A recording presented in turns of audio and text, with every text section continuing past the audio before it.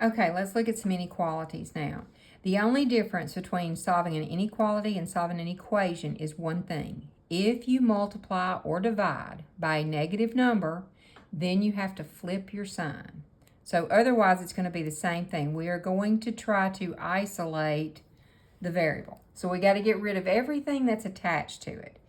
Now, on this one, I have two choices right off the bat. I could distribute that -4 and then start solving, but since -4 is multiplied times this whole thing, what I can do, save a step, is divide by -4 and do it to both sides. Now, these two -4's cancel out. So what I have is x plus 2, and since I divided by a negative number, it's going to flip that sign to greater than. 24 divided by -4 is -6. Then we're going to subtract 2 from each side. Now remember, it's going to be x is greater than.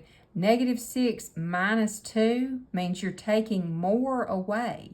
So it's going to stay negative. When your signs are the same, you add and keep the sign.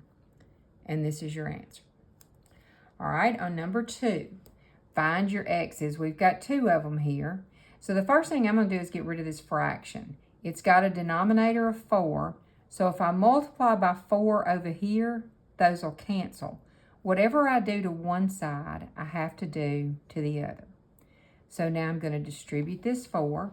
So I will have 4x minus 8 is less than the 2x plus 6 that's left. Okay, now you have 2 variable terms. We need to get rid of one of them.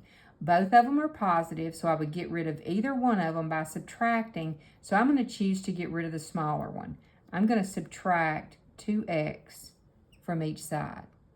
All right, 4x minus 2x is 2x. Bring down the minus 8 and bring down the 6, okay? Now, you didn't divide by a negative number. You just subtracted, so that's why I'm not flipping my sign. And then we're going to add 8 to each side. So 2x is equal to 14. And let me come over here.